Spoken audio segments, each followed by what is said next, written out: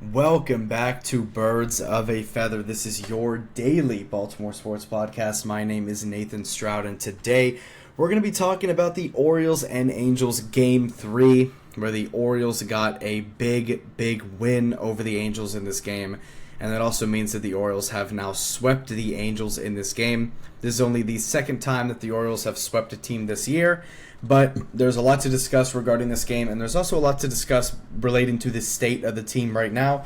We are currently 70 games through the season, exactly 70 games through the season, and the Orioles record is sitting at a crisp 30-40 right now, obviously 10 games below 500. So we're going to be going over that a lot today. We're going to be talking about the state of the team through the first 70 games of the season, kind of where we stand right now. The player, we're going to be discussing the players, how they're doing moving forward, what to look forward to, and stuff like that, and kind of just what we need to do to get back on track in the season, and share my thoughts of how I really do believe that this team can make a push for the playoffs, and what they need to do to be able to do that. But first, we're going to be going over this Orioles and Angels game. This was a big win, one of the best offensive performances of the year by the Orioles. This is the second most runs that they've scored in a game, the first most being 12 runs in the first game of the season against the Toronto Blue Jays, but this is the second most runs that we scored in a game this season.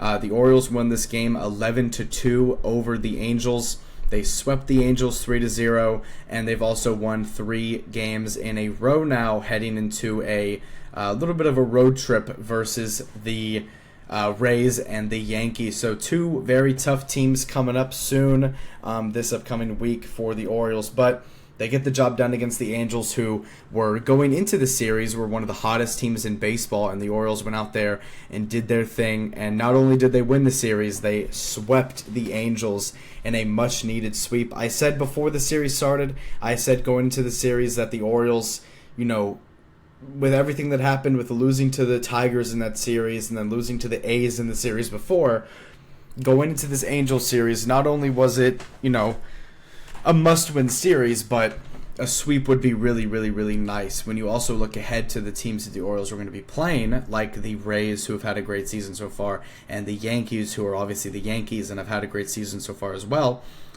The Orioles really needed to win this series against the Angels at home in Baltimore, and they go out there and put on a dominant performance in these games and get the sweep over the Angels. A great day on offense. Gary Sanchez hit a grand slam. Ramon Urias had a 2-run homer early on in this game. And the pitching was phenomenal in this game. Blewett was the opener in this game. He pitched. He almost got through 2 innings. Let me put in Cade Povich. He did great. And then the bullpen came in at the very end and did their thing as well. So this team... today's game all around was a very complete game. It was Father's Day, so shout out to all the fathers out there. But this Orioles team really went out there and did their thing. I'm very proud of how they fought back this month of June. How much they fought back in terms of the deficit that they were in.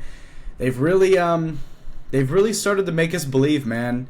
A lot of Orioles fans were kind of out of this season. A lot of Orioles fans were kind of waving the white flag, which I don't blame them. We were 18 games below 500 just a couple of weeks ago, and this team has, I'm not going to say completely turned it around yet, because they are still 10 games below 500, but this is, if you look over the past, I want to say almost a month now, where the Orioles have been consistently in double-digit games below 500, it's just been a struggle, obviously, for this team, and they went on that big, 9-game losing streak, and here we are, man, back to being only 10 games below 500. And I say only 10 games below 500 because if you look at everything that's going on with the Orioles this season, and you look at everything that's gone on already this season, to only be 10 games below 500 and to see the resurgence that they've had has been really cool to see. And the Orioles have won 3 of their last 5 series that they've played in. And they're doing their thing, man. They're really going out there and doing their thing. And a stat that I'm going to talk about a little bit later is very interesting, but we'll go over that a little bit later. But let's just get into this Orioles and Angels game. So going over this Orioles and Angels game, obviously this was a very exciting game for the Orioles. Not so much for the Angels, but a very exciting game for the O's. They went out there, they win this game 11-2. Obviously their record moves to 30-40 on the season. And as I said a couple of days ago, if they can go out here and sweep the Angels, their record would be sitting at 30-40. And when you just look at that record on your screen, if you're watching on YouTube, you can see it on your screen. If you're listening to it on Spotify, just imagine 30-40 in your head. It just looks nice. Obviously, you wish maybe it was the other way around. Maybe you wish that it was 40-30. But 30-40, being 10 games below 500, this team can very well get back into the season, and I really do believe in this team. I know that they have the talent, especially on offense and the bullpen, to come back into the season. It's going to really be on the starting pitching to just settle in and settle down and keep us in games, and they have really done that. And even when the starting pitching has been a little bit shaky, this offense has been able to get back into this, and this team is going to rely... This offense is going to have to be the thing that this team is going to have to rely on the most. It's going to have to be the catalyst of this team. And we knew this going to the season that, once guys, obviously going into the year we didn't have Gunnar Henderson, but everyone else was healthy and ready to go. Then we lost Colton, then we lost Jordan. All these guys were hurt. It was like 2.5 months straight of just injuries back and forth nonstop. Someone comes back, then someone leaves. But as it stands right now, this is, the most healthy that this Orioles offense has been. Even though we don't have a few guys like Tyler O'Neill and Ryan Mountcastle out there, this is still the healthiest this Orioles offense has been, and this is also the most complete that this Orioles offense has been. So I expect this offense to really be the thing that carries us forward as we try and make our way back into the season. But we'll go over that in a little bit more detail a little bit later in this episode. But going over this Orioles and Angels game, the Orioles in this game, for their offense, they put up 12 total hits in this game and scored 11 runs off of 12 hits. They went 4 for 7 with runners in scoring position and only left 3 guys on base. Again, 12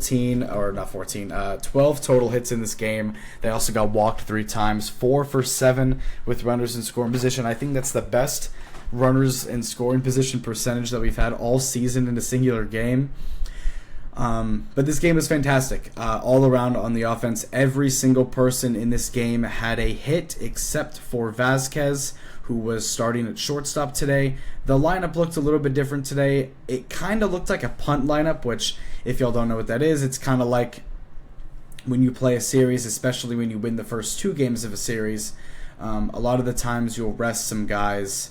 When you're about to go on a road trip, you'll rest some guys in game 3 of a series you've already won, and you kind of just roll with what you have and see if you can win. And the Orioles offense that they had out there today, and I said it earlier on my Twitter, I was saying like this Orioles offense just looks so weird. They're probably going to go out there and score double-digit runs, and that's exactly what they did. These types of things happen in baseball where the weirdest, wackiest looking lineups will go out there and be very, very, very successful. But you'll see if you look at the box score, if you're watching on YouTube, you might see that there is no Adley and there is no Jackson Holiday, and obviously, once again, no Colton Cowser in this game. Colton Cowser, I think, will be ready to go for the road trip. They just kind of wanted to rest him this series and just kind of make sure that he's all good to go after hitting the wall pretty hard the other day. And then Adley was getting the day off because Gary Sanchez was catching today, and obviously this is his second game back from injury, and we'll go over him in just a second because he is player of the game on offense, which I never thought I'd say. But Adley was out today, and Jackson Holiday also got the day off. He's been leading off and playing pretty much every single game this season. He's been probably the only player that has stayed healthy throughout this entire season. You look at guys like Jordan Westberg and Gunnar Henderson, Ramon Laureano, Cedric Mullins, all these guys have spent some time on IL, but Jackson Holiday's played a lot of the season. He got a very well-deserved day off today. He'll be ready to go for this series in Tampa coming up tomorrow.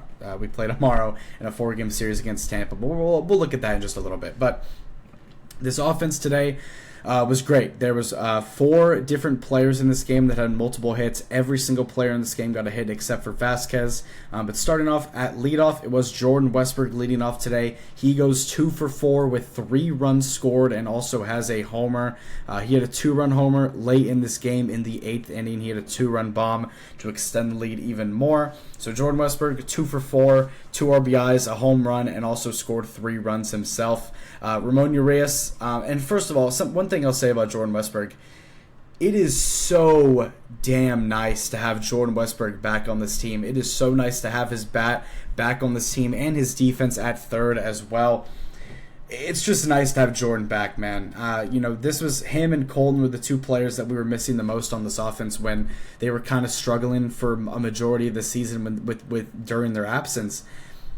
And Jordan Westbrook's just fantastic, man. He is a core part of this team. You look at Gunnar, you look at Adley, you look at Jackson. Obviously, those were the 3 very high draft picks that you looked at as the future. But guys like Jordan Westbrook, guys like Colton Cowser, those guys as well are such big parts of this team. Also, someone that you see might see missing in this game, he was missing in this game, but was Ryan O'Hearn. So no Ryan O'Hearn, no Adley Rutschman, no Colton Cowser, no Jackson Holiday. So those are 4 everyday players that did not play for the Orioles. So their lineup did look a little bit different today, but we'll go over that more in just a second.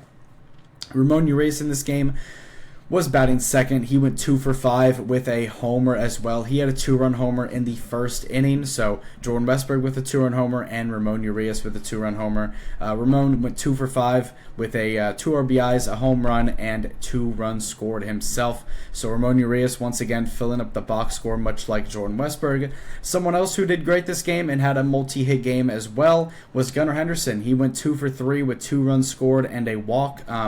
And one thing I'll say about Gunnar Henderson, he is very, very much due for a home run. It has been, over a week? I think the last home run that he hit was against the Mariners in that game that we beat them in that series where Adley and Gunnar went back-to-back. But it's been a while since Gunner's hit a home run, man. This guy's due. I mean, he hit 37 home runs last year. At this time last year, I think he was leading the majors in home runs at this time last season. So would love to see Gunnar get the long ball going, but Gunner's average has been slowly increasing game by game. He goes 2 for 3 in this game, 2 runs scored. His average is up to a 278, and this is more like the Gunnar Henderson that we know and love. Ramon Laureano in this game goes 1 for 4 with an RBI. Gary Sanchez in this game, and this is the man of the hour. This is the guy that we got to talk about. Gary Sanchez in this game, in his second game since his return. He was out for like a month and a half due to injury. He played a little bit in AAA during his rehab starts or his rehab assignments, and then came back. Yesterday was his first game back from injury. He had a solo home run in yesterday's game, and he went out there today with the bases loaded in the 7th inning and hit a grand slam to, pretty much shut the door on this game. Before that grand slam, this game was 5-2, so still a game within reach for the Angels. But after that grand slam, it was 9-2. Gary Sanchez single-handedly shut the door on this game for the Angels to come back. He did spectacular in this game. And Gary Sanchez, other than that home run, he also had another hit in this game. Gary Sanchez in this game, in total, went 2 for 4 with 2 runs scored, 4 RBIs. Obviously, those 4 RBIs coming from that grand slam that he had in the 7th inning. It was really cool to see. Gary Sanchez is obviously a lot older than he used to be. He is our, veteran backup catcher. But back-to-back games with a home run for Gary Sanchez, one of them including a grand slam. Give me more of that, please, Mr. Sanchez. He has been great recently, obviously, in the 2 games since his return. I'm not going to say all season because, again, a 162 average isn't great, and before yesterday, his return, he didn't really have that good of a year. But these past 2 games, Gary Sanchez has been a monster. Back-to-back games with a home run. I don't think he's going to play tomorrow, but as long as he can keep producing off the bench, can keep playing well when Adley isn't playing, we're going to be good to go. Cedric Mullins in this game goes 1 for 4 with a run scored. Kobe Mayo goes 1 for 3 with an RBI and a walk in this game. And I'm going to say one thing about Kobe Mayo. he is really starting to heat up recently, guys. And I'm just gonna be honest. I'm gonna be honest. It wasn't looking too well for Kobe Mayo. Obviously, we called him up late last season. Does not do literally anything for us late last season. Called him up this year. Didn't do anything. Once again, it looked very similar to last season, where he just looked very impatient at the plate. He was swinging at everything. But I will say this about Kobe Mayo. He is one of the Orioles players who has kind of been a little bit unlucky this season in terms of the hits. He's been hitting the ball recently, I would say over the past 2 weeks now, like 1.5 to 2 weeks now. He's been hitting the ball very, very hard. But it's kind of just been right to the third baseman, right to an outfielder, stuff like that, And sometimes you get unlucky where you hit the ball like 108, 109 off the bat, and it just kind of goes right to a defender. But Kobe Mayo's been hitting the ball hard. He looks a lot more patient at the plate. His at-bats look a lot better. And you can really tell that he's getting a lot more comfortable with the MLB because for those of y'all who don't know, Kobe Mayo was a former top 10 prospect in baseball. Just last season, he was a top 10 prospect in baseball. I think he got all the way up to like 5 or 6 in terms of top prospects. Him and Samuel Basallo, I think, were both in the top 10, and in the bottom top 10, like kind of like 8, 9, 10-ish area. But Kobe Mayo is an incredible minor league player. He in AAA Norfolk, he was incredible for them. He was hitting home runs like almost every single night. Very high batting average, hitting the ball extremely, scorching baseballs in AAA Norfolk. And he's a guy who a lot of people looked at as someone who might not have a future with the Orioles because he did play pretty much, he literally only played third base in AAA, and obviously when you look at the Orioles roster, you see, obviously you have Gunnar at short, you have Jordan at third, and you have Jackson Holiday at second, so that entire left side of your, field is covered in terms of the majors. So Kobe Mayo really only got opportunities when Jordan Westburg would go down with injury, which last season Jordan Westburg and Ramon Urias went down with injury. That then we were forced to call up Kobe Mayo. He didn't do great. Same thing happened this season with Jordan Westburg going down. Then we called Kobe Mayo up to kind of be that rotational third baseman with Ramon.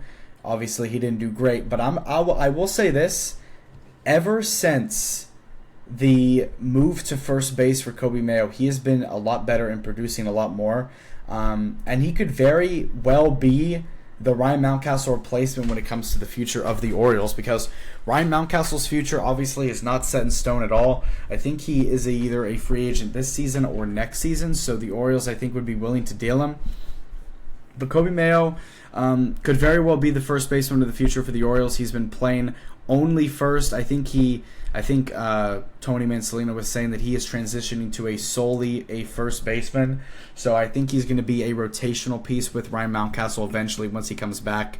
He's not going to be back for another couple of months. So Kobe Mayo is going to get a lot of at-bats and a lot of opportunities to show why he deserves to be at the spot and show why he deserves to be the first baseman of the future. And if Kobe Mayo is the first baseman of the future, I'm down with it. I'm rocking with it. I'm down with it. I love Kobe Mayo as a player. I think he has such high potential. I think that, the way that he hits the ball, the way he hits the ball, he's extremely patient. At least in the minors he was. Obviously, things are a little bit, a lot different up here in the majors, but Kobe Mayo getting a lot of reps at first base. He's really doing his thing, and he's really showing why he deserves to be here and why he wants this first baseman starting spot, because that's kind of what he's fighting for right now.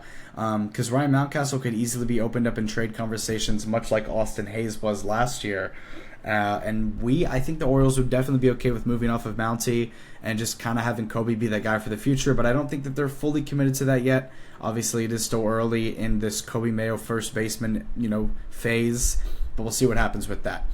Dylan Carlson in this game, once again, Dylan, Mr. 1 for 4 himself. Dylan Carlson, he always seems to just get a hit in every single game he plays. 1 for 4 with a run scored in this game for Dylan Carlson, someone who plays an incredible left field, plays an incredible right field as well, someone who just plays an incredible field in general. He's been great. He's been showing himself why he deserves to be an every single day player. And if Dylan Carlson's consistently batting in the 8 or 9 hole, I'm completely fine with that. And then Vasquez was the starting shortstop in this game. He went 0 for 4. He's probably not going to get another at-bat for the Orioles like all season. This was just kind of like a one-time punt lineup thing. And even with the punt lineup, the Orioles were still able to win this game by 9 runs. I'm sorry if this episode's going a little bit too long. We haven't even gone over the pitching yet or the other things I was going to talk about. But it is a very exciting time for the Orioles recently. There's a lot to talk about with this team. I just kind of wanted to go into detail a little bit more today than usual. But going over to the Orioles pitching. Scott Blewett was the opener in today's game, and Scott Blewett actually went 2.2 innings, gave up 2 hits and 2 runs and a home run in this game as well. So Scott Blewett, obviously, you hear his last name. He sounds like he's not going to be a good reliever, but he was the opener in this game. Cade Povich. The Orioles are starting to do the opener thing, much like what the Tigers do, much like what some teams in baseball have been doing, where they don't actually start their starting pitcher.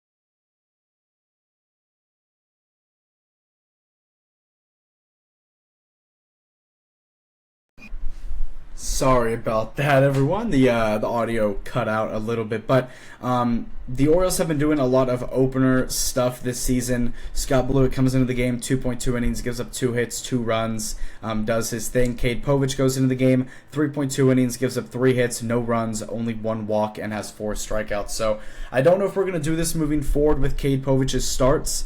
I think this is going to be a thing that we're going to be doing moving forward, where when Cade Povich does, when it is, his turn to pitch, I think we're just going to have an opener before him, because I just don't know if we fully trust Cade Povich to start a game, which is kind of sad to say. But him and Charlie Morton are obviously the 2 guys who I think that we trust the least in our in the rotation for pitchers. But Cade Povich goes out there, he does his thing, he does well. We'll see what the Orioles decide to do the next time when it is his day to start. We'll see if they do an opener. We'll see if they have Cade Povich start himself. We'll see what happens. But Cade Povich and the rest of the bullpen did incredible today. Cade Povich obviously did his thing. Seranthony Dominguez goes 0.2 innings, no hits, no runs, no walks, and has 2 strikeouts. Andrew Kittredge, 1 inning, no hits, no runs, no walks. And then Yennier Cano at the end of the game gets the closeout. Obviously, he doesn't get the save because it was a 9-run game, but Yennier Cano, 1 inning, no hits, no runs, 1 walk, and a strikeout to close out the game. So the pitching was phenomenal in this game. The offense was also phenomenal. This was just a great win for the Orioles, and a win that they really desperately needed, and a sweep that they also really desperately needed, because if you go over and look at the MLB standings and kind of just where everything stands right now, if we go over and look at the wild card, the Orioles are currently 6 games out of a playoff spot, so they're ever so slowly creeping in closer to a possible playoff spot. Again, this team still has a lot of work to do.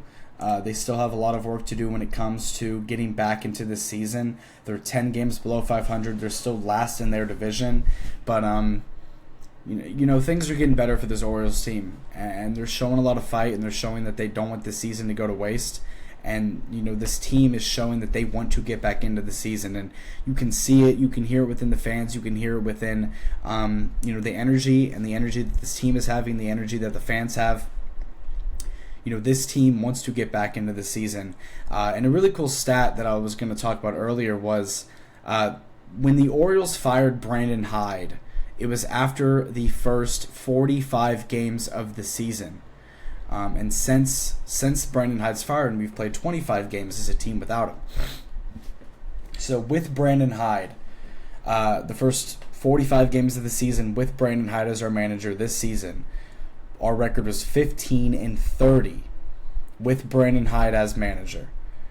And then we fired him at the 15-30 mark. Since Brandon Hyde has been fired, and since Tony Mansolino has been the interim manager of this team, the Orioles are 15-10 since Brandon Hyde's firing. So Brandon Hyde and Tony Mansolino at this point of June 15th, 2025, Tony Mansolino and Brandon Hyde have the same number of wins total this season, except one has 20 less losses than the other one did. So a 15-10 record since the Brandon Hyde firing. With Brandon Hyde, we were 15-30. So I don't know if it's a coincidence or not, but things have been going well since Brandon Hyde has been fired. Obviously, a 15-10 record. That's good. That's winning baseball, and that's something that this Orioles team has not done all season as a whole. So it's really cool to see this team playing winning baseball over the past really month now. So shout out to this Orioles team again for really bringing the energy and bringing the fight as well, because you can tell that this team wants it. You can tell that they don't want to lose, and they're really finding a way to get back into the season. I love it. I love to see that. There's still a lot of work to do. There's still 10 games back from 500, and they're about this whole week of games where they play the Rays for 4 and then the Yankees for 3 this weekend. It's gonna be a tough week for the Orioles. But in the 7 games that they play this week, if they can go 4-3 minimum, 5-2 even minimum would be great to see for this Orioles team. Because again, just because they swept the Angels doesn't mean that the job is finished. They still have to go out there and win a lot more series moving forward through this month and even early on next month as well. They can't afford to lose a series at all. Any series loss that they have from this point to the trade deadline is going to be very, very, very detrimental to them. So let's see if they can go out there and just get the job done and get some wins. But going over the series that they have upcoming is going to be against Tampa and New York. It's a 4-game series against Tampa and a 3-game series against New York. All of this is actually going to be on the road, and the pitchers that are lined up for this series against Tampa is going to be Eflin tomorrow, Eflin versus Ryan Pepiot, and then Dean Kramer versus Littell, and then Morton versus Bradley, and Sagano versus Rasmussen. So those are going to be the pitchers this weekend for the Orioles: Eflin, Kramer, Morton, Sagano. All 4 of those pitchers have performed exceptionally well recently over the past couple of weeks. So I would really love to see. You know what I'm going to say. I would love to see a sweep over the Rays. The Rays this season have actually had a very solid year. They're 39-32 on the season. And this is a team that a lot of people, including myself, thought these guys were going to be last in the AL East, and they're proving a lot of people wrong this season. They're 39-32. They're second in the division. They're only 3.5 games behind the Yankees. But looking at the AL East as a whole right now, the Yankees are first at 42-28. The Rays are second at 39-32. The Blue Jays are third at 38-33. The Red Sox are fourth at 37-36. And Baltimore is fifth and last at 30-40. Speaking of Boston, I don't know if you guys saw, Rafael Devers has been traded to the San Francisco Giants. So Boston sweeps the Yankees this weekend and then just trades their franchise players. So Boston Red Sox doing Boston Red Sox things when it comes to horrible trades. You look back to the Mookie Betts trade, and you even look all the way back to the Babe Ruth trade as well. So Rafael Devers is out of the division. Boston just got Boston got worse. So that is good for the Orioles in every aspect. Obviously, we are in the same division as Boston. So overall, that is a good thing because we're still going to play them some more games this season. But we'll see what happens with the division moving forward. But as I was saying, Tampa has been proving a lot of people wrong, and they've been proving a lot of people wrong in the fact that they're showing that they're still they're showing that they're a good team, and they've been doing really, really, really well. They just swept the Mets, and the Mets had the best record in baseball, and they just went out there and swept them in New York. So now a hot Tampa team is coming back to Tampa to play an Orioles team that's also pretty hot. So it's going to be a good series. It's going to actually be a really, really good series. I'm actually really excited for this. I think it's going to be a lot of good baseball and a big test, I would say, for the Orioles to really show that they can get back into the season. And obviously, if they can go out there and sweep Tampa, that would be ridiculous. I'm not even going to really think that. But I will say, if they split this series 2-2, that is worst case scenario. If obviously worst case, hopefully you don't lose the series. But it is a 4-game series. I'm hoping that they can take 3 out of 4 or obviously even sweep this team. But I'm hoping obviously that they can sweep 3 out of 4 or they can take 3 out of 4 or sweep them for all 4 games. But at the very minimum, if they split the series, it won't be the complete end of the world, but they really do need to go out there and get a series win. Like, I cannot stress it enough how badly this team needs to win this series. They got to take 3 out of 4. It's always hard to win a series when it's 4 games. It's hard to beat a team 3 out of 4 times. But the Orioles, that's the position that they're in right now. That's the hole that they've dug themselves in. That's the bed that they have to lay in right now, is that they have to go out there and win this series against Tampa. Very, very, very worst case scenario, split the series. Obviously, best case scenario would be to sweep them, but hopefully they can take a minimum 3 out of 4 and move on against the Yankees. Where we'll get into that. We'll get into that whenever we're actually going into that series on Thursday night. But hopefully the Orioles can win their series against Tampa. And I will say one quick thing about this Orioles team moving forward. We are 70 games through the season. We have a 30-40 record. If you look back to the Mets last season, and I'm using them as an example because the Mets had a very bad start to the season, and they were able to really rally, especially in the second half of the season, and actually make the playoffs and actually make the NLCS, where they eventually lost to the Dodgers. But I'm using them as an example because the Mets last season had a ton of talent, but they just started off the season. A lot of bad things were happening, whether it was injuries, whether it was just the way that they were losing games. But everybody knew that the Mets had the talent to get back into the season. Much like this Orioles team this year, where it's not that the reason why they're losing games has not been because of their talent. It's been because of the injuries, and it's been because of the starting pitching, and it's been because of just losing games in horrible ways. The starting pitching of this team has settled in, they've settled down, and they've done excellent here recently. The offense, I'm just going to say it, the offense is back. This Orioles offense looks the best it has since before the second half of last season. This Orioles offense looks like first half Orioles offense of 2024. So this Orioles offense has not been this locked in, and this has looked this good since in a while. But this Orioles offense, with the obviously getting guys back from injury and also just realizing where they are in the season and what's at stake, I feel like it's kind of built this team together and really gotten them going. But the offense has been doing well. They have the talent to get back into the season. The Mets were 32 and 38 in their first 70 games last year. And the Orioles right now are 30-40. So only a 2-game difference between the 2024 Mets and the 2025 Orioles when it comes to the first 70 games. And I'm hoping that the Orioles can get back into the season. I think it's very, very, very possible. Obviously, we would pull off history if we did do it, to be the only team that was below 15 games, below 500, to make the playoffs that same season. We'll see what happens with that. This team's got a long way to go. They've already done a lot of work to cut the lead down to 10 games, and now they've got a lot more work to do to cut it down to no games. And then once if they can hopefully get to 500, then you really start to try and win games. So, regardless, the rest of the season they're going to have to be very locked in, because even if they get to 500, then they really still have to stay consistent to end up making the playoffs and make this all worth it. So we'll see what happens in this team. But I know that they have the heart, I know that they have the mind, and I know that they have the talent to go out there and do it. But thank you guys so much for tuning into and listening to this episode of Birds of a Feather. If you like this content, make sure to subscribe on YouTube, follow up on Spotify, and also click the link in both of those channels' bios to visit my socials, my Instagram, and my Twitter or X account.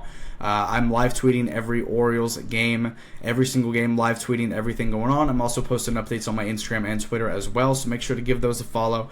Again, I appreciate you guys so much for all the support that you have given me.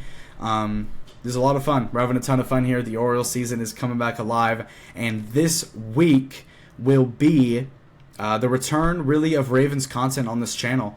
The Ravens mandatory camp does start on the 17th, which I think is Tuesday. So things are really going to start heating up for the Ravens this week and moving forward throughout the rest of the summer, with mini camp, training camp, all that stuff, all the mandatory stuff going on, possible extensions, possible news, all that stuff. So lots of big stuff going on with the Ravens. Ravens content's going to be starting very soon. Football season will be back before we know it. It's going to be very exciting. I think I saw a tweet from Scott Hansen today saying 12 weeks until football is back. I think he said like 12 Sundays we'll see you again. So it's very exciting times. Mark your calendars, obviously, for the start of the season. It's going to be a lot of fun covering Ravens content. There's a lot to look forward to for the Ravens, and the Ravens are in a great spot, obviously. And we're going to discuss them a lot this summer, and obviously when the season starts in September. But again, thank you guys so much for all the support with these Orioles content and this channel as well. I appreciate all the support that y'all have given me with all the nice comments, all the kind words, everything like that. The production of the show is going to keep getting better. It's going to improve a lot more. And for those of y'all stuck with me, you won't regret it. I promise. But I'll see you guys in the next one. I'll have an episode up sometime tomorrow night discussing the Orioles and Rays Game 1. Hopefully the Orioles can start off that series with a win, but we'll see what happens tomorrow. I'll see you guys in the next one. You have a great rest of y'all's day. Go O's, and I'll see you on the next one. Peace out.